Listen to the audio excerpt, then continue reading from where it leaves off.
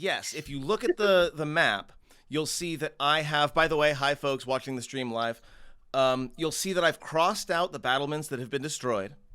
I marked out the caltrops where I believe it was Clarion that dropped those, and I also marked on the map the place where new trees are growing because tree ants were de-animated at those points. There should be two more. The rock that is the plug for the pit with the werewolf in it? Yes, there are in fact 2 werewolves that I left their tokens on. The one up here by the garden is indeed trapped in a pit under a door with a big fucking boulder on top of it, so it's not going anywhere anytime soon, and the one in front of Charlotte is unconscious. So I'm going to go ahead and once again read the box text from the end of the last session. The battlefield is soaked in blood, which turns to mud as rain begins to fall. The clouds roil overhead, flashes of lightning illuminating them in short bursts. They block the moon completely, so outside the torchlight, the battlefield is considered full darkness. The wind and rain will impose a -2 penalty on ranged attacks further away than 10 feet. With a blinding flash, lightning strikes the ground near the ruins of the fountain.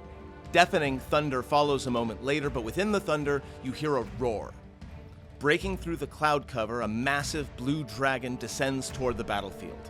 On its back, a figure shrouded in a cloak and shawl gestures toward the manor with a staff. Go ahead and roll initiative, but I also know that we had some perception checks that succeeded last time, so I'm going to go ahead and remind you of those results as well as you are rolling initiative. First off, the dragon's covered in lightning. Maybe take cover. Second, the dragon's wings and legs and neck are wrapped tightly in blighted vines as thick as tree trunks. You know what? Sure. That's a great omen for the start of the session. Nice. You're being buffeted by the winds. You decided to be in the air, but the storm's kicking up. You were also able to get a clear look at the figure on the back while the lightning was flashing. That they are fairly skinny and the staff has leaves sticking out of the end. And you found that the vines are probably restricting the reaction speed of the blue dragon, so you're not looking at a full complement of legendary actions. And then finally, the person who made the check Hyacinth, I believe. was Hyacinth, 23. and gets advantage on the next attack that you make on either the dragon or the figure because your perception is just so good, you can just see them so good. which is hilarious because I am a fucking. So did the dragon actually land on the ground, or is it like hovering? It is currently descending through the clouds towards you as we roll initiative. It is one move away from landing on the ground, but it is not on the ground just yet. Excellent. How far away is it? It should be on the. Oh, let me turn off movement Can for you you. block movement? There you go. And since the Pythagorean theorem doesn't exist in D&D, just assume that it's up at a 45-degree angle, and that's the distance, because that's how triangles work in Dungeons and Dragons. Diagonals don't count in D&D, so 70 feet. 70 feet. Clarion and Charlotte, you are both kind of acting at the same time. Obviously, one of you has to choose like who gets to say their actions first, but you're going to act more or less at the same time. Jeff, what's up? For some, I'm still wrestling with weird inconsistent internet here. I'm trying to get to my starting location that I've been trying to get to. Is that where you were trying to get to? Yes. Awesome, the gotcha. guard tower. Okay. Yes. No problem. That's all I want. Sorry. So, I'm going to say Clarion, who actually had an opportunity to roll the sight-based perception check, should say what he's doing first. Yeah, I think I said what I was doing first at the very end of last session. I cast Counter Charm. That's a reaction for when he actually starts casting anything? I don't think the druids cast it says it as an action. It's an action. No, so it's a straight up action. Counter Charm. I'll start singing. Counter Charm? Counter Charm. The very highly underrated bard class feature in which generally the bard takes an action and then the next saving throw that you make against either charm or fear is at advantage. I'm going to say that not only do you manage to sort of envelop everybody in the defensive in the defensive magic of your song, but I'm going to give you a one-time boon here, and I'm going to say that instead of giving advantage on saves against Charm or Frightened, for the next turn, or for the next round, I should say, your companions will be immune to fear. Nice. And then advantage against Charm still. Nice. And I would also like you, really quick, because you did see the dragon, I would like you to go ahead and make an insight check. A 24. Damn. I'm Okay. insightful. I've got double proficiency. So first off, on a 5, the dragon's roar is so full of fury it seems almost maddened. At 10, you feel a brief flash of primal fear at the sound of the roar. You understand the frightening presence, you've already countered that. At 15, beneath the fury of the roar, you can also hear despair. And at 20, you watch how the wind swirls around the dragon and the rider, and you come to the intuitive conclusion that these two together are sort of in control of the storm around you. And with a 24, that's what you'll get. Okay. Then... So this thing is clearly being held against its will, is what I'm saying. Yeah, clearly being held against its will. 30. So yeah, I'll run a little bit. Sounds good to Do me. you say anything while you run? I yell. I don't know how much you're gonna be able to hear it over the storm, but She's got hella high perception. and the thing None is, of it I'm is insight. singing. Keep in mind, I'm actively singing. Mm-hmm. So I can't say anything. What I can do is add lyrics in that are the dragon is a captive and they are controlling the storm. So you hear that as much as you hear my song. Whether you yourself recognize what I'm saying is information, I think would be like maybe like an insight check on your part or something. Well, like, Charlotte can hear the dragon's roar, right? We said that was audible. I'm going to give the same insight check to each one of you as you begin your turn. Okay. So Well, since we're in the same And in turn. fact, I'll go ahead and give the next everyone else advantage on that one, since Clarion is at least making an attempt to draw people's attention to the roar specifically. Charlotte also speaks Draconic, if that helps. Yeah, it's very angry. You get the same stuff that Clarion got, essentially. Yeah. Okay, here's Clarion moving somewhat forward, but there's a lot of noise. You said there's lightning flashing above. Yeah.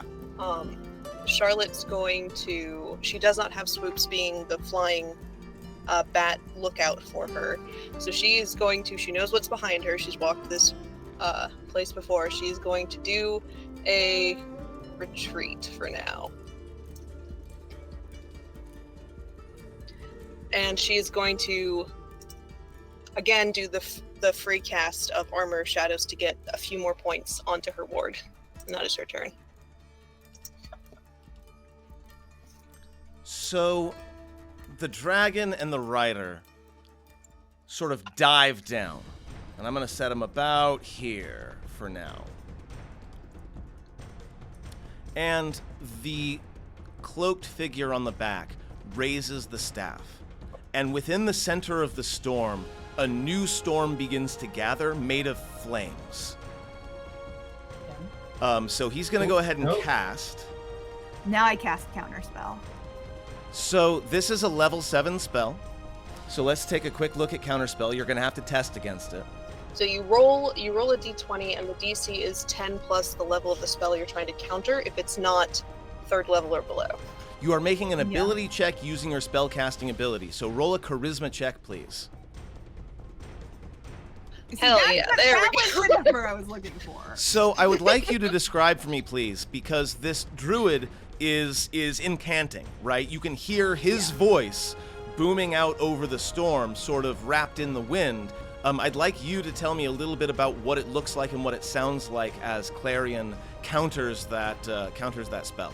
Now Clarion is still singing his counter charm, So he actually pulls out My Lady the lute and starts playing dissonant tones to the dude's chant. So every sound that this dude is making is being countered by a dissonant tone coming from the lute. And as that happens, you can hear the guy's voice start to falter because it's like suddenly harder and harder for him to say those words. And his voice is starting to break and sound more like the lute as opposed to his voice. I love and it. By so the end, what's coming out of his mouth is not his chant. It's the broken sounds of dissonant chords. The firestorm above his head grows to about 10 feet in diameter and begins to expand and then flickers. And as he realizes that the words that are coming out of his mouth are being disrupted the moment he says them, the entire spell collapses in on itself. And that's his turn, but we still have a dragon. We still have a dragon, yeah. We do still have a dragon. The dragon is going to drop right here. Right where I used to be. It's fine. And is going to go ahead and start with Frightful Presence, which will affect nobody. But you do feel that rush of adrenaline of, oh my god, why am I fighting a dragon again? At least for some of you. Did the dragon landed, right? Yes, the dragon is now on the ground. It uses its Frightful Presence as part of its multi-attack. And we're going to take a couple of attacks. Pyre is horrifically angry. It's hard to tell as it comes upon us. But he's very mad. The rider is on it though, right? The rider is on it, yes. I put it aside to make it easier to target, but they are sharing the same space, yes.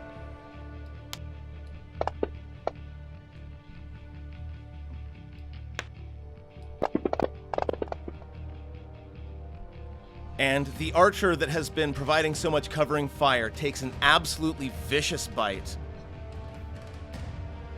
Mm-hmm. Oh.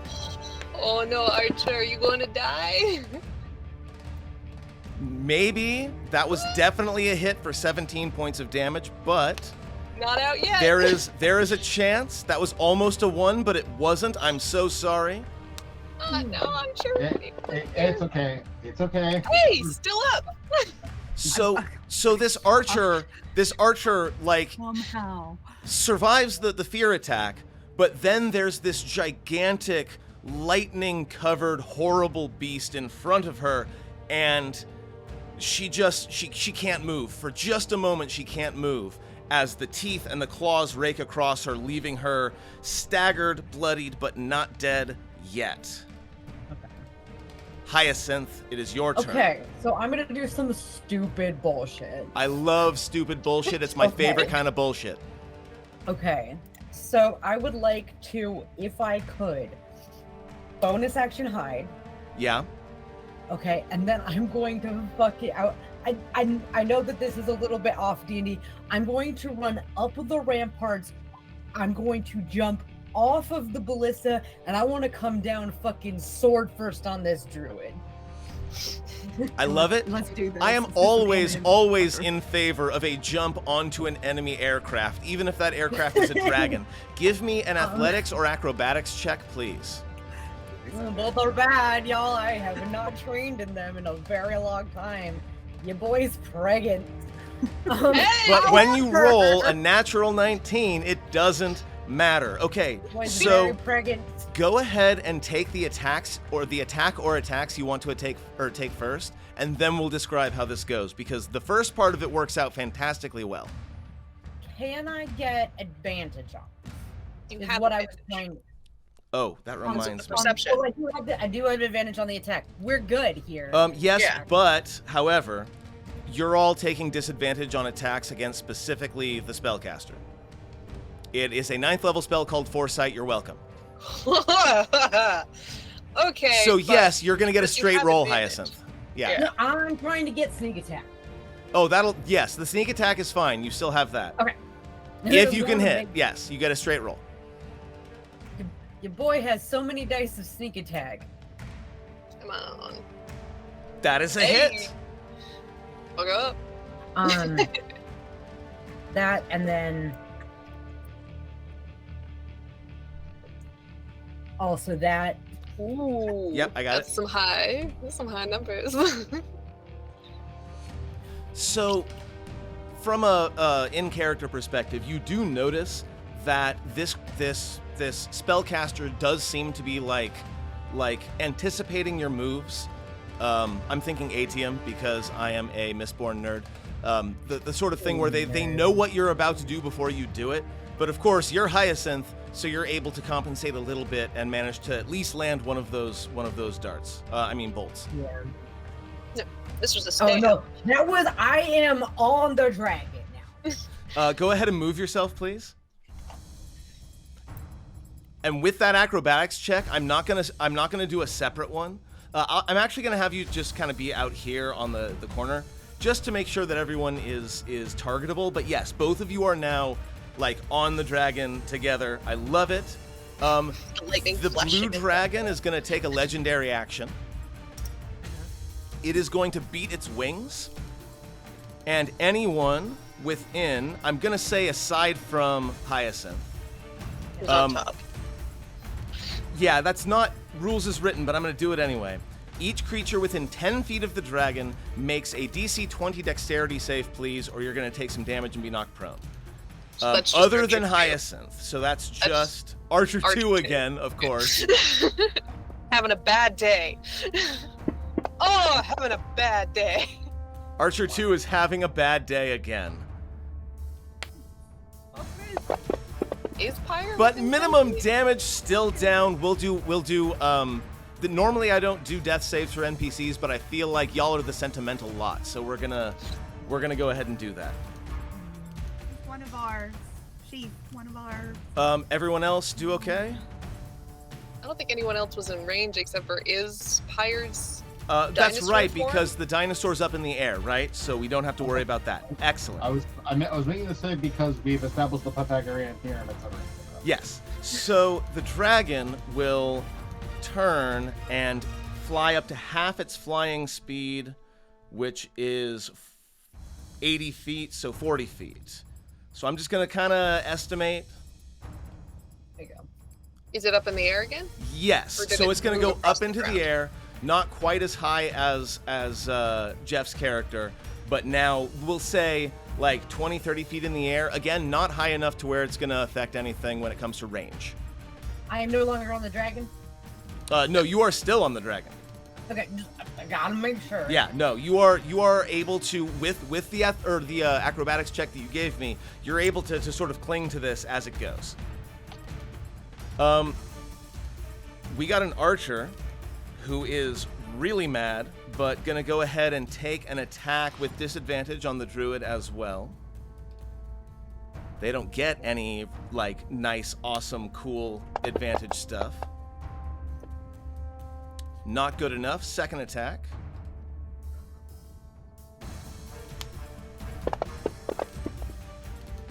Not good enough again. Again, it's almost like the druid is like dodging them without even realizing they're coming. Archer 2 is going to make a death save. And will fail. Number 1. Ooh. Greater swoops. So, he is currently without direction. Meepo and Calcrix have not attacked him, so I have a feeling Swoops would want to move towards where the party is and just spend his turn getting closer to all these fun lightning and whatever the fuck else is going on. He's always been a curious creature. I'll allow it. So, let's see.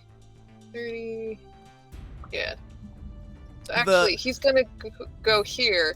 He moves 30, and then he burrows 20, and is like waiting, just like he's fucking up your garden. So I'm sorry. I was about to say, just as a side note, Hyacinth doesn't really care and probably can't see that well anyway. But every once in a while, in the lightning, and the Remoraz is glowing and leaving, by the way, a trail of burned, formerly perfectly manicured grass behind it.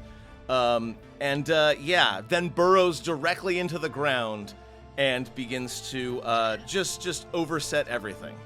He's waiting there, like you could see just his weird glowy bug eyes poking out of like the ruined cobblestone. Meepo and Calcrix. So Meepo, who is still sort of like flying patrol at the moment, will look over and see Hyacinth's heroics and be inspired. The Oath of Glory is very, very clear. You go big or you go home. So Calcrix is going to take a dash action to get all the way up to the blue dragon. And Meepo, as Calcrix is getting close, will again stand up on the back. And as Calcrix begins to sort of whip around, he will fly across the dragons. And like there's a moment where the clouds open up for a second and the full moon is in the background, and Meepo, in slow motion passes across the full moon with Shatter Spike raised above his head in both clawed hands. And he also will attempt to land on the blue dragon, but we'll see how that goes with his athletics check. This could be very funny. Off the other side. No, with a 19, he Alright. he will land on the other side of the dragon from you. So really quick, randomly, are you closer to the head or closer to the tail, Hyacinth? I am closer to wherever the druid is, because I stabbed him with a 5-foot range. Yes, you are either in front of him towards the head or behind him towards the tail. Slightly in front of him because of Okay. the positioning that the dragon was in. Perfect. So Meepo lands behind him towards the tail of the dragon with his sword glowing and is going to take a full attack with pack tactics, which again for him means a straight roll. He will roll a natural 1. Hey, at least he didn't fall off the dragon. Attack number 2, he is a paladin after all. Yeah, he had bonus attacks. I only get the 1.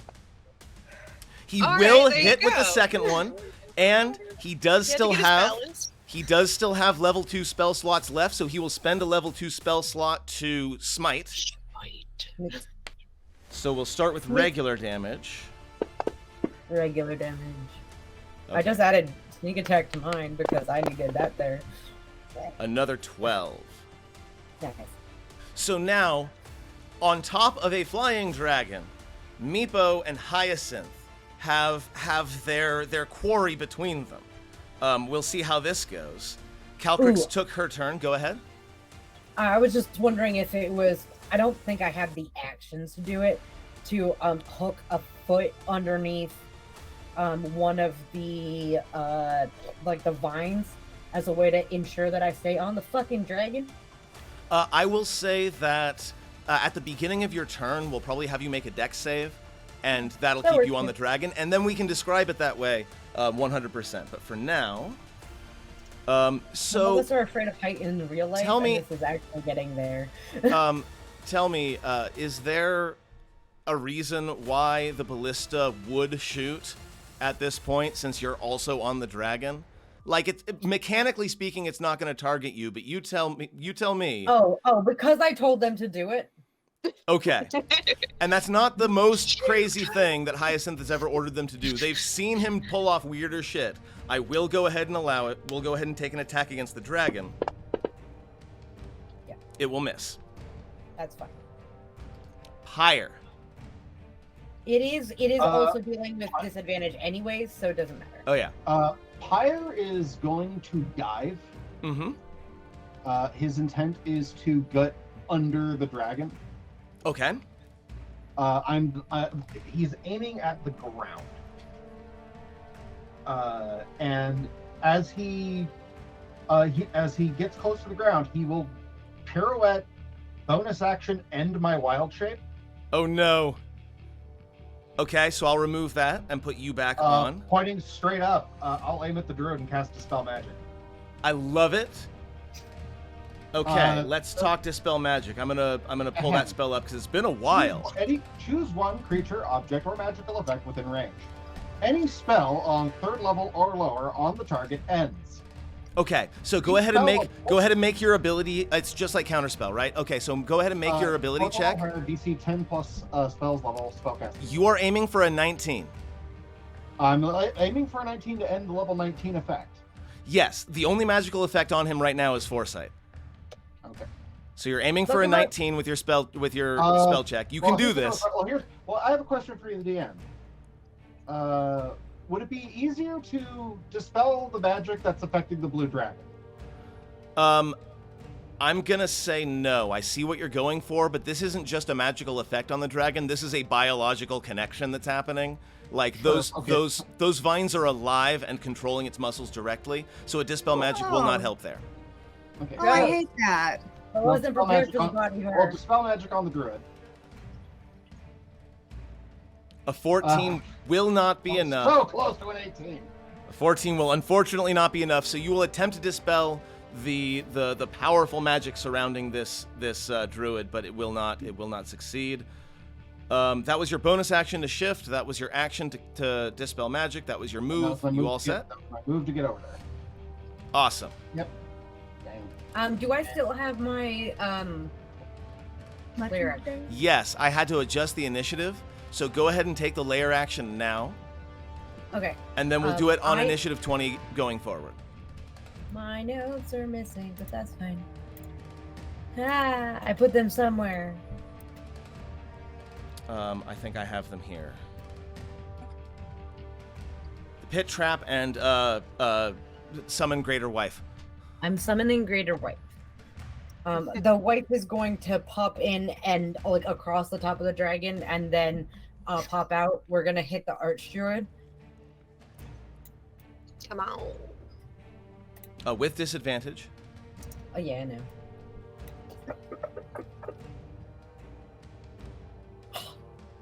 No good. How close was I? Close-ish, we'll say. Okay, I'll take it. We'll say close-ish.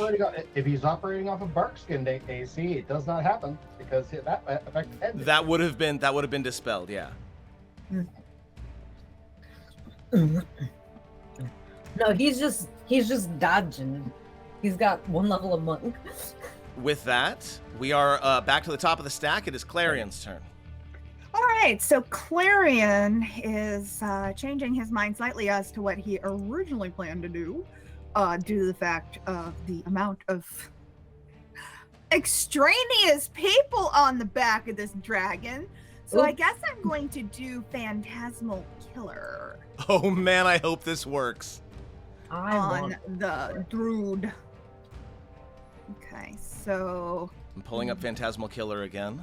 I'm doing a save, right? On the Druid? Yeah. So it's gonna make confused. It's gonna make a wisdom saving throw.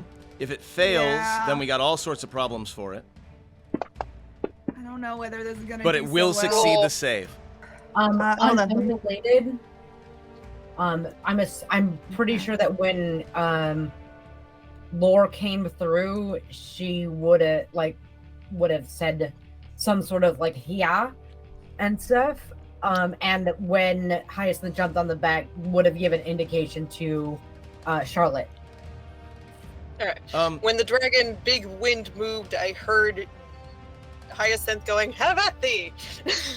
Clarion. Get the fuck out of my I guess I'm just gonna move over here and. Yep. It's the best I can do, really. As you're walking, Clarion. Get behind the dirt mound.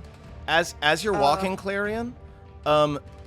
First off, you have a moment as you're sort of moving across the battlefield to wonder at the power of your song. You could tell that was definitely a powered up version of your counter charm song. And as you're walking, you feel a weight sort of bouncing around your neck at your chest. Also, the ground you're standing on is super warm. You could probably feel it through your boots because there's a giant superheated insect under your feet. It's fine. Clarion, you reach your hand up to your collar or to your chest, and around your neck, you're able to feel through the cloth of whatever it is that you're wearing that there is the shape of a whistle. hanging sorry, around. the fuck, what? Hanging around your neck.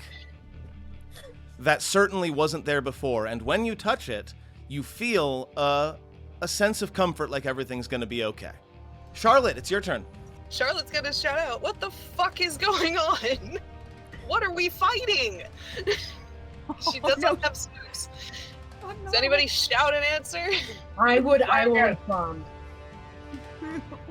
I am willing to say that between the 3 people plus briefly lore that are on the back of, or the 2 people plus briefly lore that are on the back of that dragon, you can get a general heading as to where your enemy is. You can get a direction, but not a distance. Okay. And there's 2 dragons above me. Fucking Calcrix is up there too. Calcrix is up there as well. Yes. But you can tell the difference between an adult dragon and a young dragon. One feels colder, and one's making the hair on the back of my neck stand up. So Charlotte is going to shout out to Swoops, "Swoops! Fight the blue dragon!" Or fight the electric dragon. She doesn't know the color it is. "Fight the electric dragon!" And then she's going to say, "Calcrix, give me a lift, please!" Give And me... she's gonna... Swoops is having a blast. Swoops is absolutely loving. He loves chewing up those trees. That was like the best thing you've had him do ever. And he kind of wants to keep doing that, but that dragon is so high up in the air. I would like you to make a persuasion or intimidation check, and we're going to oppose it by Greater Calcrix's will save. So his save is at disadvantage because I do know his true name. And we will put his save at disadvantage. Okay, so you said either a persuasion or intimidation? Yes. Yeah, I'll do persuasion. Oh, come on! You never know. You never know. And he will fail anyway. You were not very persuasive, but he's so used to following you around. He's so used to following you around that you're like, no, attack the thing in the air. And he's like, okay. So yeah, Charlotte is going to say out in Draconic to Calcrix, "Calcrix, give me a boost up there!" And Charlotte is going to cast the Shadow Armor thing on herself again. She's a bit of a cannibal at this point. So yeah, she's waiting for Calcrix to boost her up. If it works, it works. We will go ahead and go to Hyacinth's lair action correctly on initiative 20 this round. Okay, cool. Greater wife.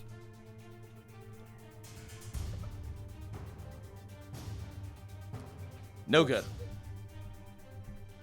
Fair. Even with all of Lore's power, the druid seems to know what's going to happen before it happens. Let me stab that bitch.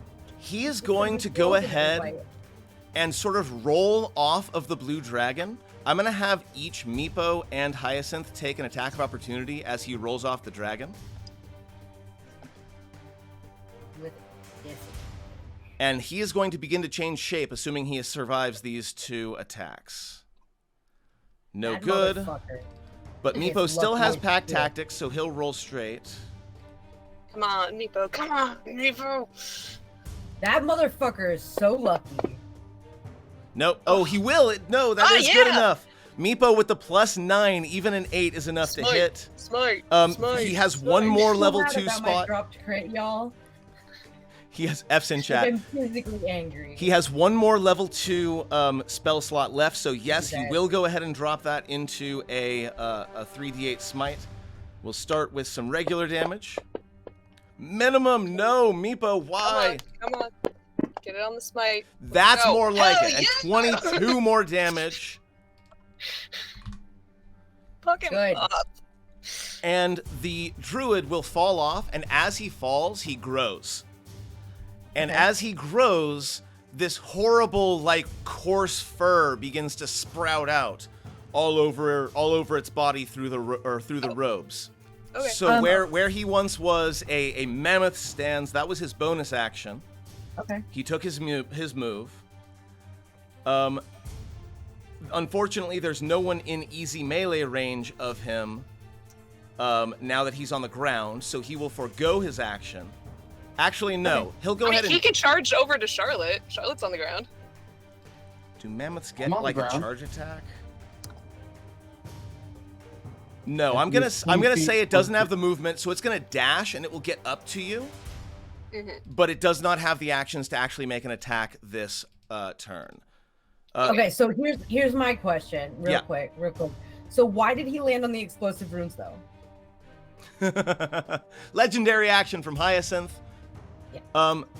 And he lands on the as he is moving forward. He triggers the explosive runes. Roll it onto the mammoth and not onto the archdruid, please. It is for a DC 15 dex save. Here, I'm gonna put the mammoth M sort of over here, so you can drag it onto that if you want. You better fail this. I'll be very sad if it doesn't. Oh no, it doesn't fail it. It rolls an 18. So it takes half. Minus 1 is 17. Yes, it'll How take is half. the mammoth that dexterous? It's not. It just got lucky. It's 5d8, not 5d6. Oh, 5d8. hey. Sorry, I have murder dice on them. Okay, so 13 points of fire damage, please. Thank you. Nice. Once then it again, runs over. Marlon short. It's fine. The dragon is going to go ahead and make a breath attack. Okay. That is going to target the archer, both veterans, and the ballista. With a 5-foot wide lightning bolt, it can do that. So it comes around, and it's going to be one of those like strafing attacks, right? It's flying over, and its breath weapon comes down as this massive, deafening, blinding bolt of lightning. Let's go ahead and do some dexterity saves, I think. Succeeds. So the first archer manages to succeed on it, taking half damage. Okay. Ooh, even half is rough. The first veteran fails. Oh, this is gonna be even rougher. He hasn't been touched. Takes 48 points of damage. Okay. Still up. It's beefy. Second veteran also fails save. No. He took a little bit of damage. But I hate seeing these dice, man. And he drops.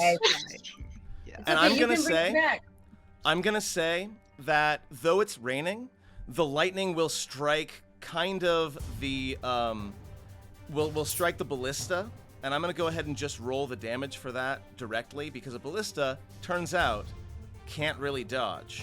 Is also mostly wood, but it's fine. It is, that's true. Yeah, but I've also seen what happens when lightning strikes a tree. Yeah, but this is like I'm gonna go ahead and say that the ballista and the area around it are on fire. The ballista does have probably one more shot in it, but it is actively burning as we speak. And with that, we're back to Hyacinth. Hyacinth is going to how high off the ground are we? I'm gonna say as it was swooping down, we'll put you at about 20 feet above the ground. Okay. I am going to, with Meebo's help, stab this thing straight into the neck area, possibly. I'm gonna go for a looser area that I might be able to cut through. But with Meepo in location, I will be able to get sneak attack. Yes, Meepo is still on it. Yeah, 100%. Still threatening. And the dragon doesn't have foresight, right? Yeah, the dragon. Nope, but it does have fairly significant natural armor. A 16 is not enough to hit it. I kick it. I will. I'm gonna try to tuck and roll off. Okay. Make me again athletics or acrobatics, please. There's trees here. I hope that should help. Yeah. 20 feet. So normally you take damage after 10 feet. A 14 on your acrobatics, I think, will be enough for you to land, tuck and roll, and not end up either taking damage or going prone. Or stabbing yourself with yourself with your own sword. Which is the second most important thing. I would like to bonus action hide. And as you roll into the bushes, despite your floofy dress and large sun hat, you are absolutely. It is a floofy white dress. You are absolutely. It's a very bright dress. Able to roll me a hide check, and because of the weather, I'll even give you even odds instead of giving you a minus because of your dress.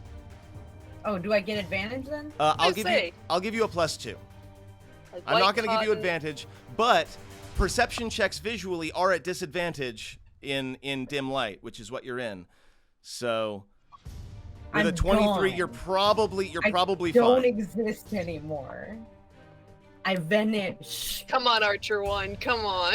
Archer 1 is like hair sticking straight up in the air, right? We'll go ahead and knock the arrow because what else are you gonna do? Run. We will run, move. We will shoot it right in the mouth. We will use Archer's Eye as a bonus action plus 1d10 the next time it deals damage. So let's do this thing. Not good enough. It is. They have 2 attacks. Or she is so shaken. She is so shaken from the lightning that she just can't handle it. All right, attack number 2. Also unable to hit. She will go ahead though and sort of dive for cover in these bushes, but unfortunately she's not Hyacinth and can't make a hide check. Yeah. The Archdruid's in front of it. The mammoth walked over to Charlotte, right? It's not actually. Oh yeah. The mammoth will be right there. Good call. Thank you. Sure. There's a big ass, like it's a deer. I think it's a deer.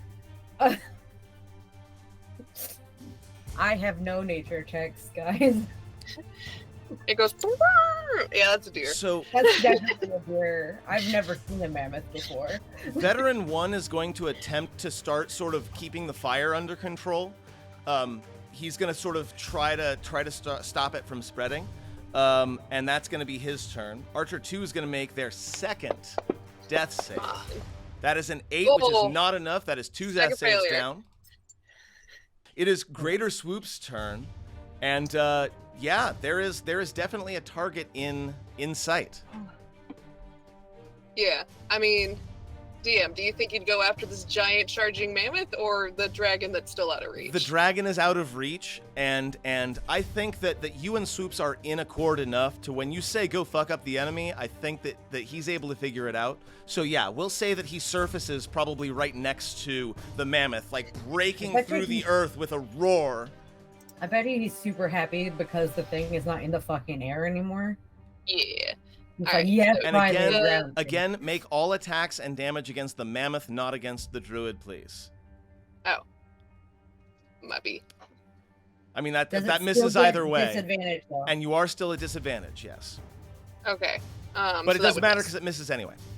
Yep. Okay, that's his turn. Meepo is still on the back of this dragon. Trying Dragon Rider? to sort of figure out what to do, looks over at Calcrix and makes a very, like, not quite complicated, but very quick series of hand signals at Calcrix that nobody understands, and is going to go ahead and take a full attack on the blue dragon. He does have a level 1 spell left, so we'll see if he's able to actually do a thing.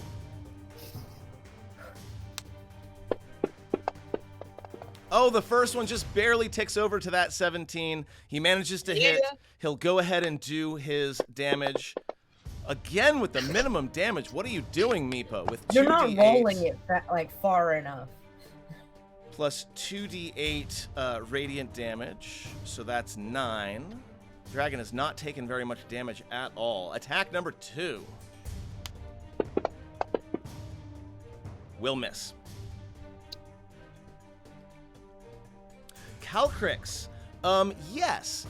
Go ahead, Charlotte, and you're going to end up getting sort of scooped up in Calcrix's talons, but Calcrix is not big enough to where she can just scoop you up in one. So this is not going to be, dignified. So I actually think, since the charging fucking mammoth came in, Charlotte is actually going to try to dodge the grapple from Calcrix. Like, she's changed her mind mid.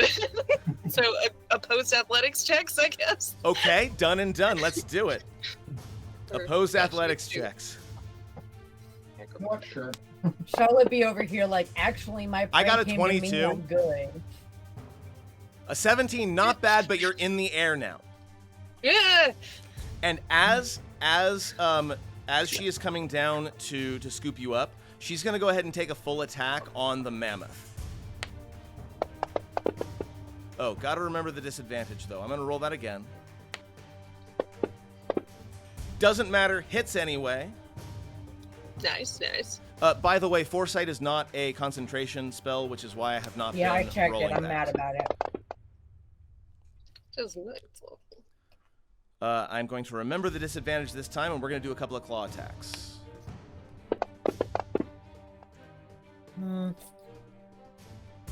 Attack number 1 misses. Or I guess that's attack number 2. That was the wrong thing that I rolled it on. It does hit. So Calcrix's last attack, the claw attack, hits the mammoth for 10 more damage. It's taken a total of 37. And then Calcrix is going to go ahead and take an attack of opportunity as she moves Charlotte sort of away and around. So we'll kind of sort of do a quick turnaround. And that's the thing, right? This is a continuous motion. So if you want, like, just tell me where in Calcrix's flight you want to do your thing on your initiative. Because she's not just sitting still after her turn, right?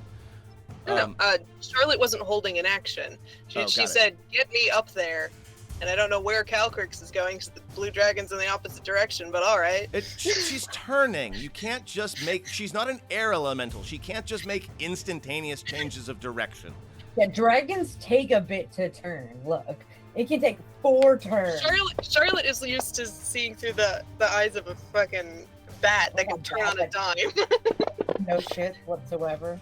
So as Calcrix takes off, the mammoth druid turns and whips its head around, and a massive tusk clashes against the radiant light that Meepo left as his channel divinity. And though it's a forceful blow and Calcrix kind of barrel rolls out, which makes Charlotte probably feel pretty sick, you are able to stabilize. And I will say, yeah, Calcrix kind of whips around in a circle headed toward the blue dragon. Okay. Giant Ballista, I'm going to give it one more shot, but after this, it will burn down and be useless. A natural 2 will not hit anything. Fine. Should I attack the dragon? Pyre, it's your turn. Cool. I'm going to summon a flame sphere directly behind it. I'm tired of attacking this thing, so I'm going to rely on things that don't care if he has that he's difficult to hit. On the opposite side. When you say this thing, there are 2 things. I'm parking it directly behind it in relation to the swoops. So flanking the mammoth. Okay, that's the part I needed. Swoops. All I got was it up to that point. Okay, so behind the mammoth, got it. Yeah. I'm gonna go ahead and pull that fire elemental pog that I was using before. I want it directly. I want it directly on the other side of that circle from swoops. Perfect. Yeah. No problem. Cool. I'm gonna then. Pyre is just gonna step into the trees. Bonus action hide. This team is so stealthy. Go ahead and take that hide action. You know, with a 12, it's probably still going to be okay because things aren't really looking. Is that it? You all set? Yeah, that'll be it for me. We are back to Clarion. Clarion, at the end of the round. So everyone else gets to do things. At the end of the round, Clarion, there is a mammoth attacking a Remoraz that you're pretty sure is Swoops. I don't know if you discussed this ahead of time. She shouted it out real loud when she summoned him. It Swoops. Your allies are falling, and the building is looking very much like it's risking being set on fire because of all the lightning. What do you do? Remind me, because it's been a while, of the rules surrounding the whistle. The whistle allows you to cast Animate Dead, essentially. And I'm going to go ahead and say that if you blow it, you will be rewarded with 2 zombies that will stand up and fight on your behalf. Yeah, I'm going to blow the hell out of this whistle. So, first off, somewhere in the middle of a battle in the rain in the Battlehammer camp, suddenly Calder gets a chill up the back of his neck. And his hand would instinctively reach for the flute to see what's going on. The whistle, it is not there, and we'll get to that when we get to that. We'll insert that into the rest of this session. But for now, sure. I will go ahead and drop 2 zombies on the field. But for everyone else, this whistle is a loud, piercing sound, and I believe Charlotte's heard it before. Yeah, Charlotte's heard it. Hyacinth has not. Hyacinth was not there. Yeah. So I think Charlotte and Meepo heard it too. Meepo would also recognize. Clarion, with your bonus action, you can give these zombies a command. Mm-hmm. Okay.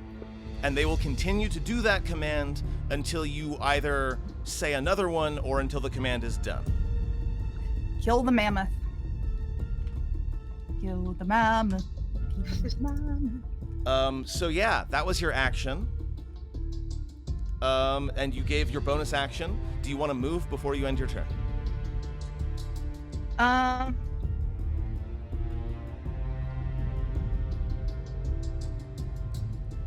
think I'm gonna kind of come around the corner a little bit. Okay.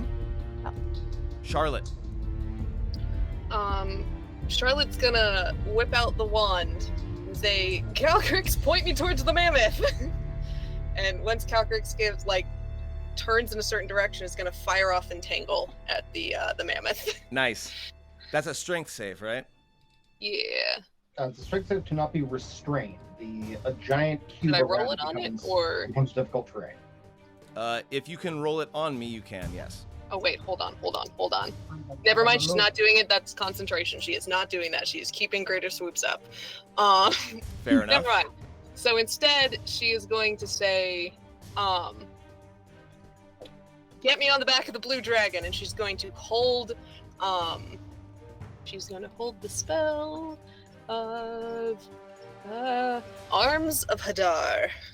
Everyone is just like, we're all gonna jump on this. Like everyone, there's always the one person that likes to sort of jump on the enemy dragon and ride them into combat, right? But this time it's everybody, and I love it. Rob, I am here for it.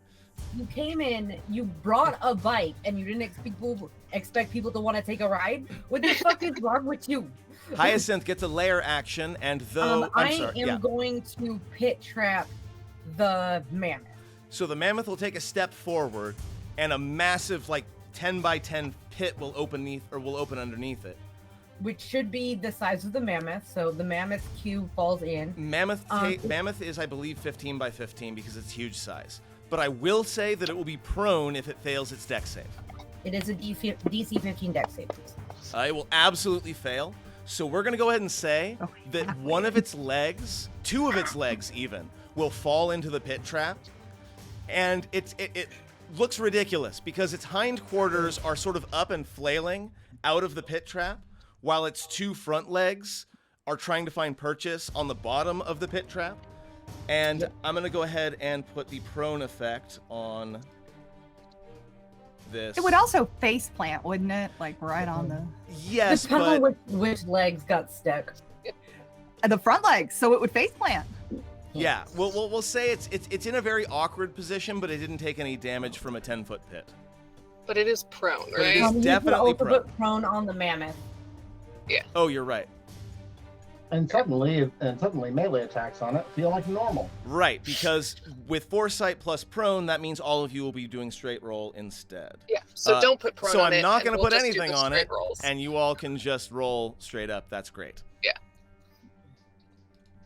Speaking of which, it's actually DC to try to climb out. I'm gonna go ahead and give it another. I'm gonna make it a strength save this time though, because it's trying to force itself up. That's it's an athletics check. So yeah, so a strength check because it doesn't really have, I think, athletics. Let's see, strength check. With a 2, it will not manage to scrabble its way out. So it will kind of like its foresight has failed it. Yeah, So it tries to get out of the hole, but it can't. It's stuck. It's Winnie the Pooh stuck in the honey tree. This is not how I intended or expected this encounter to go, but I am here for it. Unfortunately, foresight gives it advantage on checks. It does. But it's prone. Doesn't that give it disadvantage? So that makes it just a straight. Prone itself does not give you, but that check. 17? A 17. I don't remember. I think I called it a 15. So it will with a mighty effort get one of its hoofs, one of its feet out, and sort of lift itself up. I will give the next person that attacks it advantage, as it's still pulling itself out. Because it's more of an spend effort its of whole turn physics. doing that. Yeah. Okay. Okay, wait. At the End of its turn. Yes, at the end of its turn. As it scrabbles and whatnot, does it hit the fairy fire mark though? You mean this flame sphere? Well, no. That's besides the point. I'm talking about my fucking legendary. Doing the lair action. Yes. So we'll do the legendary action first. Go ahead and I'll roll a dexterity save to see if it gets away from the fairy fire glyph that it somehow manages to trigger on its way out of the pit trap. It does get advantage on it because of foresight. Yeah. Yeah. DC 15. It will save, so it will not be fairy fired. And now go ahead and it's going to make a dex save against the flaming sphere. No. Yes. There's no dex save against it. It just does damage. Next to it. Awesome. Roll that beautiful damage footage. Stop. I have to call halt. Point of order. You used the druid's dex save, right? I did. It does not get the save because it's in a mammoth form. It gets the mammoth's dex save. That's true. Hold on. So it rolled a 14. What's the? It would be 9, so -1. So it should be a 13. Okay, you're right. So it gets fairy fired. I accidentally rolled the wrong one, so it will get fairy fired. Good call. Good looking out. So now because it made 2 dex saves in relatively close proximity. Yeah. One was at a -1, the other was a +2. Yes, you're absolutely right. So because it's a big hulking mammoth, it's not able to get out of the way of the spell, the spell rune, and it will be enveloped in fairy fire. Good call. I love how you're all sort of doing everything you can to manufacture advantage. It's the perfect strategy. Keep it up. If it's so now the flaming sphere. Cool. So now the flaming sphere. So another dex save from it. Does it get a dex save or does it just do the damage? That's wall of fire that just does the damage. It's ramming into it is the one that just works. It's the got it. Ending your initiative, but ending your turn within I think it's like 10 or like 5 or 10 feet of it. It will roll a natural 20. I assume a 19 is enough. It takes half. Then it takes half. Okay, roll that onto the mammoth. 7 halves of 3. Awesome. Okay, all good. Got it. Dragon still has Meepo on it. Is going to first off attempt to recharge its ability. It will roll a 5, so it will recharge its breath weapon. That changes things a little bit. Motherfucker. That changes things a little bit. So, it's going to do 2 things. One is cosmetic. It's going to kind of spin in the air and try to eject Meepo off of its back. But Meepo is able to sort of grip the vines that are wrapping around it, as Hyacinth was trying to do, and sort of hold on through these aerial acrobatics. Dragons have 4 mobility. The next breath weapon. The next breath weapon is not aimed at any of you, but is in fact aimed at the manor itself. And the entire sort of southern, let's say 1/4, that southern wing of the manor erupts into flames as glass shoots out into the night, and flames begin to sort of billow up out of, I believe that'll be like the dining room area. And technically, no, you're 20 feet down, so the dragon will also take its move to get over here with Meepo still on its back.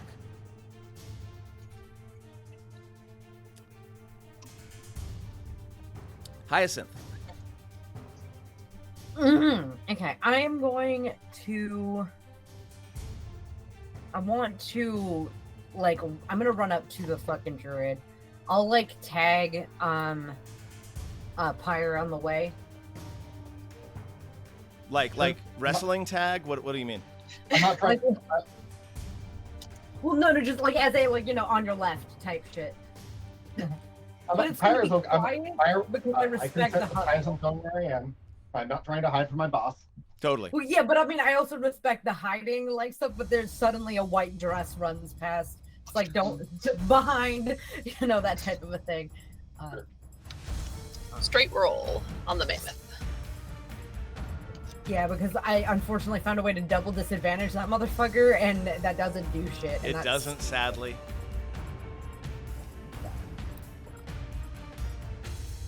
That does hit, however. Hey. And you do have allies nearby, so I believe you do get the sneak attack. Yeah, Greater Swoops is right there. Oh, look at that damage. 20 points of damage with the rapier. Oh, I put it on the druid. I'm sorry. It's 20 on the mammoth. No problem. Take it off I the will druid. fix that. And then I'm going to take my last 10 feet over here and hide. It did already use its reaction to attack Calcrix, right? It's been its turn since then. It's been its turn since then. So it will go ahead and take its attack. Oh no! If it's prone, it should have disadvantage. Yeah. It's not actually prone. It wasn't. It did get up. Okay, so I just remembered this. I have fancy footwork. If I make an attack against a creature, that creature can't make opportunity attacks against me. Okay. I knew there was a reason I was doing stupid shit. Your feet is so fancy. Sorry. All good. Archer. Come on, fuck it up. Straight roll. It's gonna miss you that get one. 2 attacks. But we'll hit the second time. Get it! Come on! Deal absolute minimum damage. I don't know why we even bothered to bring you along, archers. Hey, Veteran 1 actually has They have done some good shit. Don't talk shit about my boy. Veteran 1 is going to go ahead and take the dash action, which I assume will get it up close to the mammoth. Not within... Yeah, because the thing's up. So not within 5 feet of the flaming sphere. And in fact, he's going to stay out of the immediate range of the mammoth as well, which I believe is 10 feet. So he'll stop back here. We've got a zombie. You told the zombie to fuck up the mammoth. Its speed is 20 feet, 5, 10. When it comes to giving zombies orders, my default is always eat that. It will dash and get there. 5, 10, 15, 20. So the zombie 2 is just gonna flop over the bush and like scramble over to the mammoth and just have enough to make 1 slam attack. Straight roll. Which will hit. Fuck yeah! Fuck it up, zombie! Take a bite out. So this zombie orc, right? Because this is one of the orc werewolves that attacked your home. This zombie orc shambles up and just hauls off and punches the mammoth right in the snout as it's like, flinging its head around. Archer 2. Come on, 3rd save. Is dead. Oh, he's dead! They're dead! She's dead! Veteran 2. 2nd save. They succeeded the first one. So succeeded the first, so they're 1 and 1. Zombie 2, I just did that. So Greater Swoops. Greater Swoops. Yeah, straight hit. It's gonna try to attack. Wants to eat. Wants to find out what this tastes like. It tastes like, I don't know, what would mammoth taste like? I hear elephant is delicious. That is a serious amount of damage. Fuck him up. Is mammoth still up? Yeah, still up. Alright, then yeah. Reach the halfway point.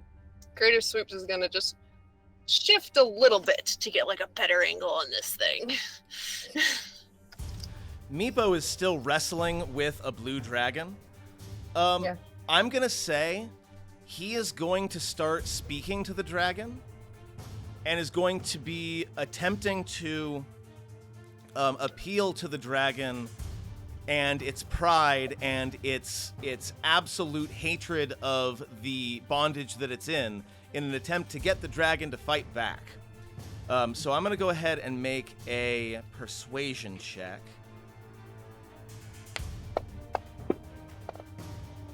Unfortunately, his words fall on deaf ears as the beast still continues to try to shake him off. He will not, however, continue to take attacks.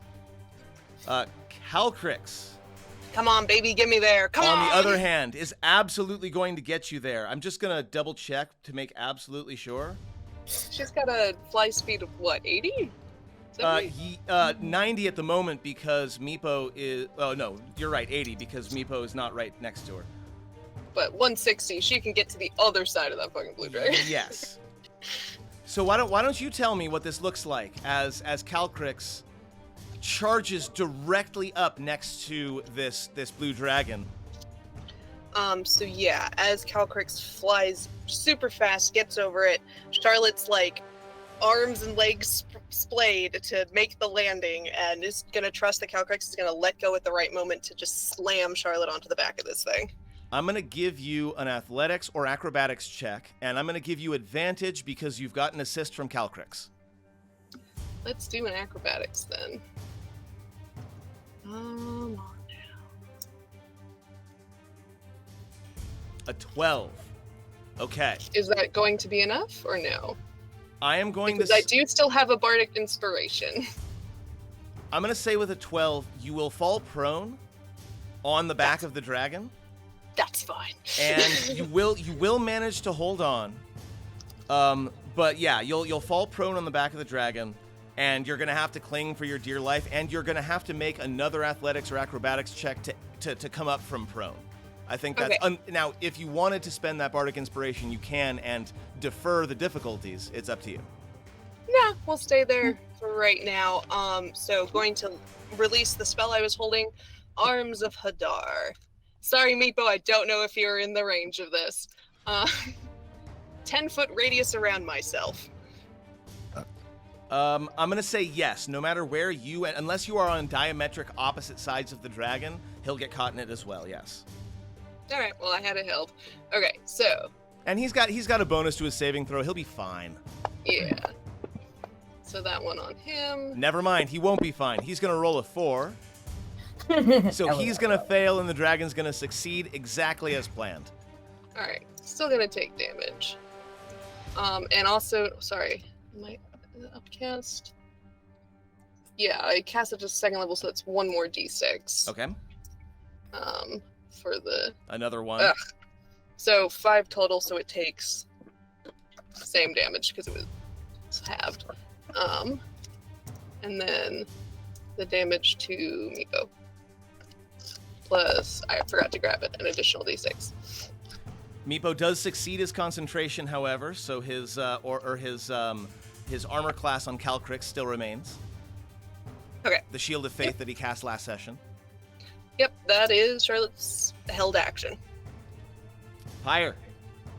Bonus action, moving the sphere. Essentially, I'm trying to keep it on the opposite side of Greater Swoops. Totally. And then ramming it into the mammoth. So you sort of back it up and like fling it like a bowling ball or a baseball or something like that. Some other sports ball.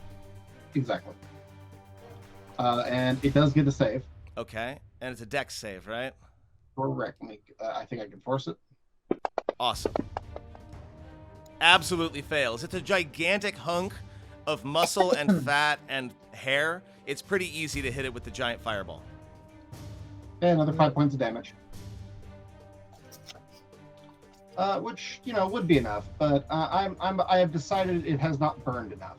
Oh no. So I'm going to. So Pyre will open his mouth now that it's clear. Now that he's clear of targets, and he's going to breathe fire at it. And it will absolutely fail its save on that fire breath. Oh, come on. Not amazing damage, though. Not amazing damage. Well, clearly it has not suffered enough fire. Are you gonna re-hide, or no? You used your bonus action to move the sphere. He's going to, because of, well, you know what? He is gonna pretty unabashed walk right up, and because I don't care about the heated body of the river as. And it's a young Rimmerez. It only hits the people that hit it, not just are around it. Okay. We are back to the top of the stack. The goal is to pen this thing in so it can't charge. Yeah. So this mammoth is surrounded, right? Zombies on one side, Ball of Fire on the other, Remoraz and Pyre all surrounding it, trying to keep it penned in no matter what it does. While in the meantime, Charlotte and Meepo and Calcrix are off to the west, sort of fighting a pitched aerial grapple almost against this blue dragon.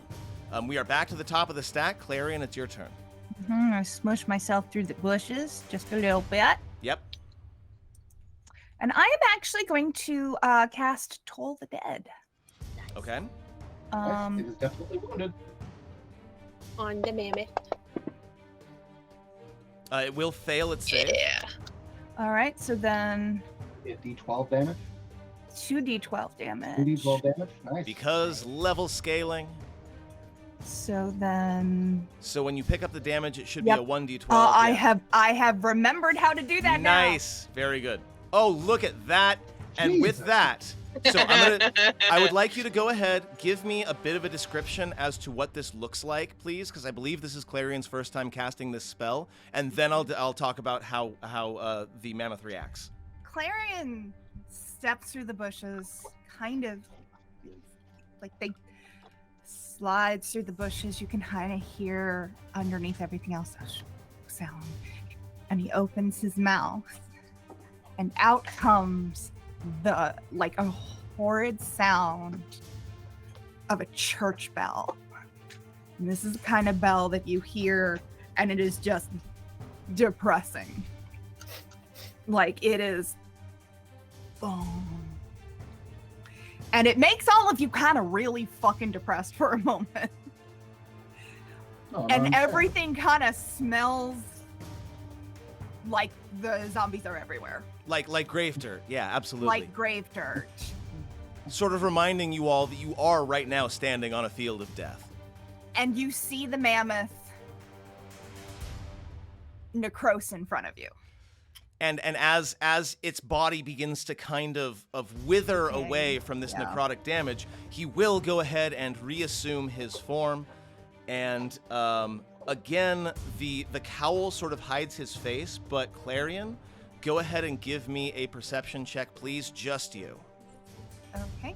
I know that Pyre is right next to it, but this is a facing situation. Sure. Nice.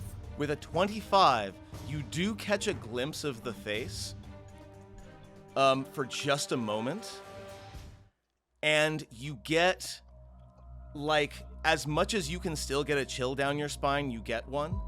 You know this person. That's Belak. Fucking hell. We burnt his body to a crisp. What do you mean this is Belak? He doesn't look the same. He does not look the same. He looks like he is covered, and in your very brief glimpse, you can see like micro roots around his face and around his forehead. Like, not the large tree trunk vines that are wrapping up the dragon, but something much more subtle and much more invasive. And then it's covered, his head is covered again, the lightning fades, and you're left wondering if you just imagined what you just saw. Is he still standing above the 10-foot pit? He Yeah, is. boy. Yes. I am gonna have him make a save on his turn, but let's get there when we get there. Yes. He just floats there for a little bit. It's fine. That's how you saw the hood. He was starting to fall, and it came. Clarion, do you have anything else? I don't think I do. I will give you a really quick reminder that your instructions to the zombie were to kill the mammoth. Okay, and so Bonus I action, guess eat him. bonus action, destroy the druid. That's fair. Ooh, I love the alliteration. Charlotte, you are on top of a dragon. God, we don't have any druids as part of our It party. is it is trying desperately to shake you off. You are holding on by one hand and then Clarion? another. Yes? Byron, Are you I'm a druid. druid? Are you a druid? Yes! You don't look like that. So Charlotte, again, you are holding on by one hand, then holding on by another hand, trying desperately to keep your grasp on this dragon that is absolutely desperate to shake you off. What do you do? So here's the thing. I want to get in its mouth. I'm sorry, you wanna I want to what? get in its mouth. I want to get in its mouth and get in the way of its fucking lightning breath. I want to get in the dragon's mouth. Please, DM, let me get in the dragon's mouth. Okay. I'm going to allow this, I suppose. Give me... This seems like a Dragonheart situation where he's stuck with his sword and he's trying to talk. And does anybody remember that movie? Give me an athletics check specifically this time, because this is you hauling yourself across the dragon by main strength. If you fail by too much, you will fall. Okay. I'm going to use my bardic inspiration. Is it... What die is it? So that was a 6. You get a d10. Okay, with a 10, I'm going to say that you managed to not fall. You will make your way forward, but you won't be able to get all the way to the mouth. We'll say that you're able to climb yourself up to, like, the back of its neck. Perfect. That's fine, too. With a 12, or with a 10, yeah. I call out, "Sorry, Swoops, your fun time's over," and she's going to cast darkness centered on herself, and Greater Swoops is going to vanish. Okay. But a 20-foot sphere of darkness, unpassable by all vision, is going to encompass this dragon's head. Now, while I'm making this, go ahead and double check to make sure that it's not centered on a point, that it can be centered on something that moves. It can be centered on an object, and she's going to put it right on her necklace. Perfect. Excellent. I love it. No problem. She didn't get in the mouth, but this is fine. So you get up on the back. On a pea, and then cover the pea in a cup, and it will shut off the darkness. Excellent. So now there is a very large globe of darkness flying through the air that has no idea which direction it's going. Excellent. It's fine. I can rebuild my house, I guess. We have a layer action for Hyacinth. I am going to give the aid action to Archer 1. To Archer 1, okay. So again, your command of the area is such that you're able to like get the archer's attention and point to the spot that they're supposed to shoot at, because nobody knows this ground better than you. Yes. The druid is going to make a dex save. Is the fact that he does still have fairy fire all over his He does still have fairy fire on him, yes. Didn't plan for that, did you, bitch? Okay, with an 18, he will go ahead and sort of teeter at the edge for a moment, then step back, and he's going to turn around, and it looks like he's about to start casting a spell, but then he looks at Clarion, and he thinks better of trying to cast another spell, and is going to go ahead and transform again, this time becoming large and rocky, as he turns into an earth elemental. And it's okay because he's still fairy fired. And he is still fairy fired, yes. Now, it's a bonus act. Oh, no, it's only a bonus action to transform if you're a moon druid, right? Yes. Okay, so that was his action. He transforms, and that'll be that. The dragon. And his turn next to a fire sphere. Yes, go ahead and do I have to make that, or can you force it on the elemental? I can force it on the Awesome. Get that damage in. It does, however, succeed. Takes that. I'll take that. Oh. Half of minimum damage. I have rolled an inordinate number of ones this day. You're not wrong. It has been statistically unlikely. We have a blue dragon here who currently is sort of flying alongside Calcrix as well. He's gonna keep moving forward. Go for it, buddy. Go. Not really knowing exactly where he's going, so we're gonna move everybody over here. Except for Calcrix. But as it's going, well, this is aerial combat's weird because it's always constantly in motion, right? Before it goes out of that range, it's going to go ahead and take its full attack on Calcrix. Calcrix will also get an attack of opportunity as the blue dragon leaves. So we're going to do all of that right now. Does it have disadvantage on this? It's whether or not the dragon has blind sight. They both have wait, hold on, that's a good point. I don't believe what the distance of that blind sight is. No, neither of them have blind sight, so this will be a disadvantage for both of them. But like, there's a reason you can make a reasonable argument that Calcrix can see a part of the part of the dragon not in the sphere. That's true, because the dragon is bigger than the sphere. I will give you that as well. Wait, did it? The bite did hit Calcrix. So this is, for a moment, the two of them clash together, and the blue dragon is much larger than Calcrix is. That should have also been a disadvantage. Yes. That claw. Yeah. Let's roll it again. Still hits. Okay. Good looking out. Still manages it. Remembering to hit the disadvantage for the third. Yep. Claw. And we'll miss on the third one. And Calcrix, as I said, as it goes, will take a bite attack. Its butt. And this will not be a disadvantage because Jeff is right. There are parts of the dragon that are not in the darkness. Yes. He will roll a natural 20. Yeah!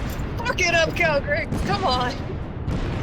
So as the blue dragon begins to accelerate away, trying to get away from the battlefield while it's blind, Calcrix is going to gnash on to the back of its tail, and she's just going to hold on for dear life until finally the blue dragon is able to shake her free with just like streams of blood falling out of the gigantic wound on the back of this dragon's tail. Let's go ahead and roll some damage. This is going to be good. Come on, Calcrix, come on. For 40 points of damage. Hell yeah. Rip his tail off. 40 points of damage. Yeah, we're talking like giant gaping wound in the base of the tail. It is back to Hyacinth. There is now an earth elemental. Okay, so I am going to walk to here. I'm going to look at the elemental, and I am going to call him out on his bullshit. Okay.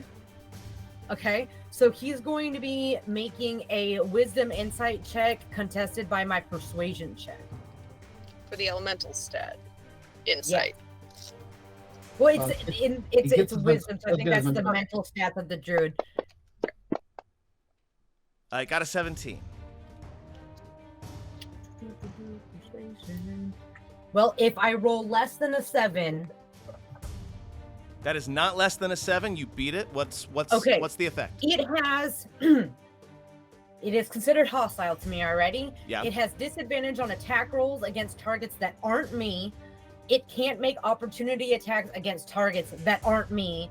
It lasts for 1 minute or until one of my companions attacks it or affects it with a spell, or until I fucking leave within 60 feet of it. And I am going to get fucking up like right here. And I'm like, come at me, bro. Nice. You just stepped into its range. I did step into its range. That's correct. Okay. Archer 1, who is currently benefiting from the help action, will with advantage, although this thing's still very fired. I know that this is going to break it, but the idea is to, if we need to do maneuvering, it's there. It will hit. But unfortunately, the Archer 1 does not have magical arrows. No. So it will be partially resisted. Attack number 2, again with advantage. No, it only gets advantage once. It still has fairy fire on it. So it's a straight roll still. Yeah, but this thing Oh, has, right. All good. Will hit again. But Okay, again, damage. they kind of ping off. Veteran 1 is wounded, very wounded, and is going to see this massive earth elemental.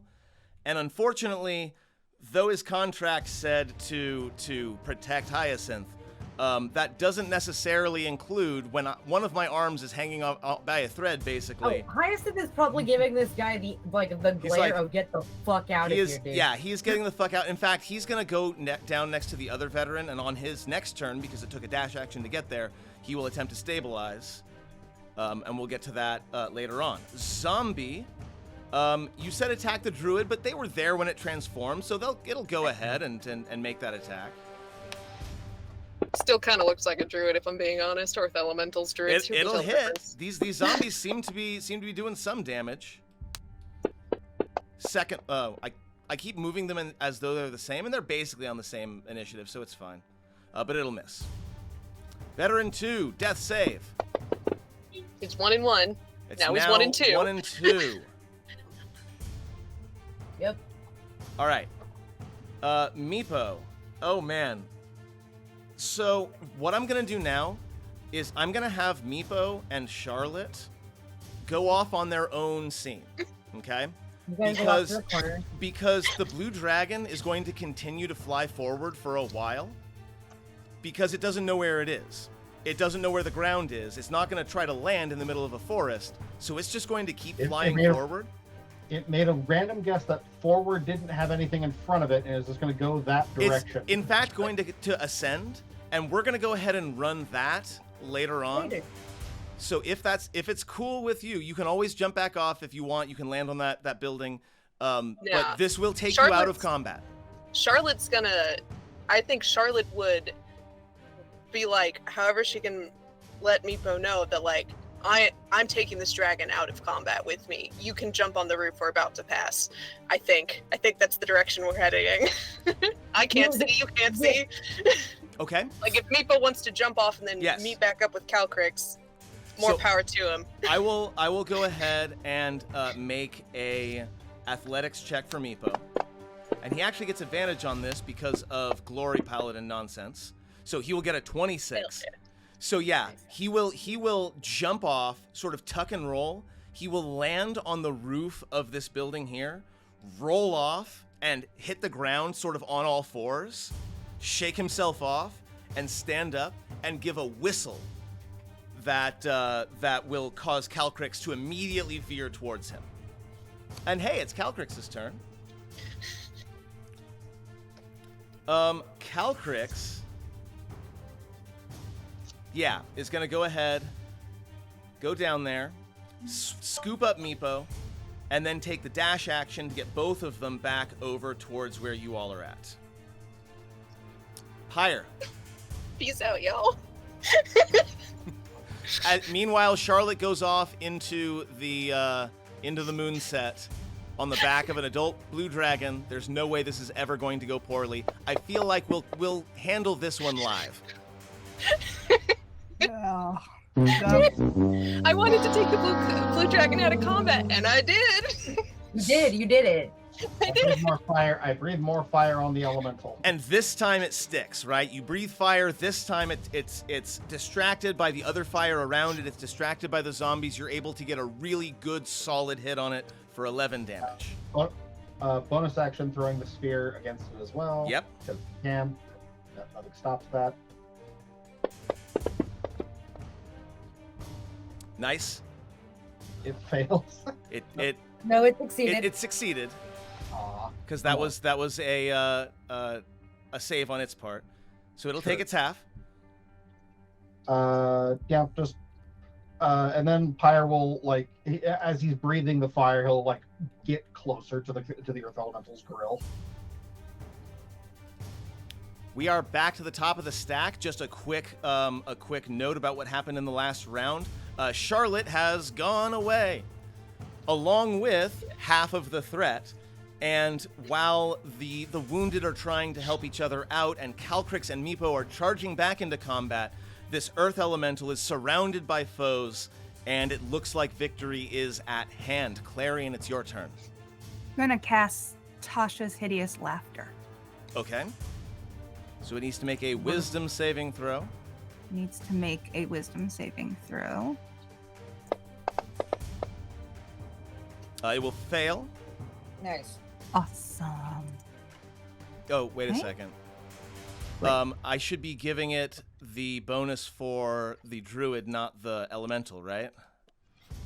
Because it's the Okay, so that's actually a 19. I apologize. Which I believe is enough to make the save. Mm-hmm. You got anything else? Bonus action, zombies continue bashing on the earth elemental. Charlotte is somewhere else.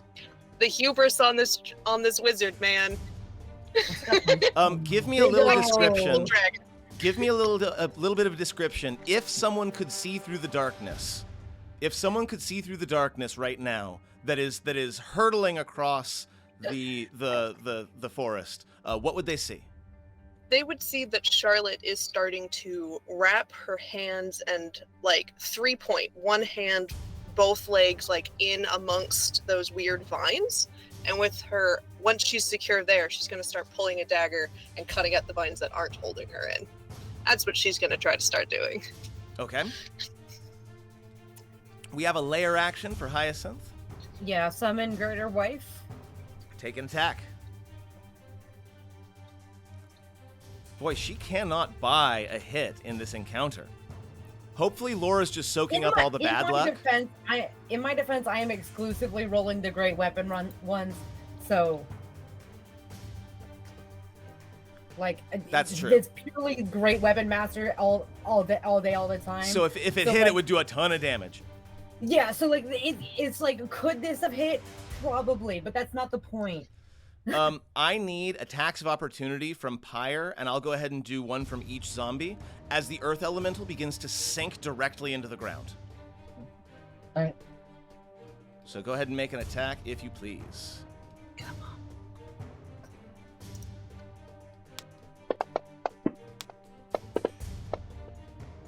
I will miss twice, I'm afraid. I will miss. Okay, so the earth elemental will take its steps directly down, and the earth will shake for a short amount of time, and you kind of look around, and the earth will begin to still, and the storm will begin to break. So the good news is it seems like the immediate danger has passed. The bad news is that despite the rain, there is a large fire spreading through the manor, and oh yeah, by the way, the wizard ran off with the dragon. Let's talk a little bit about what happens afterward. Does anybody have a way to track or force an earth elemental out from a burrow? I do not. I can dispel magic, but I don't think it'll work. I don't think that works on a druid's shapeshift, no. It doesn't. Okay, so we'll say that the druid gets away. We'll say that the dragon gets away. We'll say that Charlotte gets gotten away with. Let's talk a little bit about what happens right after that. It is being pursued by Meepo and Calcrix. Yes, and yeah, we'll go ahead and say Meepo and Calcrix. Like, the moment the elemental leaves, does somebody say anything about him leaving, or does he just go on his own? Is someone going to yell at him to do it, or is he just going to do it on his own? Well, Meepo and Calcrix are the only ones who saw the blue dragon take off with Charlotte on. Oh, that's true. So he's the one that will yell out, Charlotte and the dragon went away. Be right back. And yes, Meepo and Calcrix will wheel around, and now that everyone is safe, take off towards the direction that the blue dragon went. So that's something we will run when we are live, I think. That's a nice little scene to run once we're live. I do have a couple of actions that I would like to do this for Pyre. What do you got? I'm going to cast Revivify on the dead archer. It has been less than a minute, so yes, you cast Revivify. I believe that gets what, like a D4 or something like that? What? What's no, it pops health? up to 1. Oh, it pops up to 1 HP. Got it. We'll get 1, yeah. As long as you're within the time frame that works. So mangled with like lightning scars and burns, like she sits up all of a sudden, like gasping in a breath. Pyre will pat her hair twice as he walks by, heading toward the burning house. And she will be left to process her trauma for the rest of her life. Cool. But a life that she now gets to live. Hyacinth, let's talk a little bit about Hyacinth. Hyacinth's going to dash over towards the dying veteran and is going to give the aid action. I will go ahead and say that between you and the other wounded veteran, you are able to stabilize the mercenary, yes. Okay. You also, by the way, still have a sleeping werewolf and a werewolf in a pit. Yep, that's fine. Okay. That sleeping werewolf's about to wake up. We'll put that werewolf in the pit that the elemental went down. It's dragging into there. And Clarion, what do you do in the immediate aftermath of this battle? I guess the zombies return to their neutral position, basically. Yeah. They just stand there kind of slavering. Yeah. I guess I'm going to come up, and if we can get like all the hurt people like together, I could cast Cure Mass Wounds. Oh, for sure. Cure Wounds. I'm gonna, since we're not going directly into combat, I will just say that yes, your song, your magic is able to reach out to the people around you, and at the very least restore the worst of the hurts. Yeah. Pyre is immune to flame for the next several minutes, so he'll just walk into the fire and make gratuitous use of the control flame cantrip to shut off. Thank you. So yeah, he'll wander in, and yeah, like you've got like the old man that's crouching behind a flaming table, unable to get around, and you're able to put out the fire on the table. You find that it's the same man that you saw earlier who was brandishing a knife at the back door. And you're able to get through with the control fire cantrip. Your bravery is not done today. You are Do not scare my staff. I am encouraging him. If he is afraid of encouragement, that's his problem. Specifically because of the use of the control fire cantrip, I will say there are no casualties inside. And you're able to prevent the worst of the damage. There is a lot of damage, but you're able to prevent it from being something so catastrophic that you'd have to demolish the entire building. I would also, because Pyre also has an intimate knowledge of flame, so he would work to essentially like give up on trying to save anything that's already on fire. He would focus on stopping the fire from spreading. So anything that is on fire, probably ruined. Anything that wasn't on fire already, probably saved. I'm going to give the last word to Hyacinth, since this is your home. What the fuck? And with that, friends, let's go ahead and kick it back over to the live game. Thank you very much for watching. This was super fun to record, and we'll see you in just a moment. I'm going to put the Mammoth M sort of over here, so you can drag it onto that if you want. Okay. I just didn't want to have an M on screen because it's kind of ugly, but that's what you can roll your damage onto. What the fuck, dude? I'm right here. Not that M.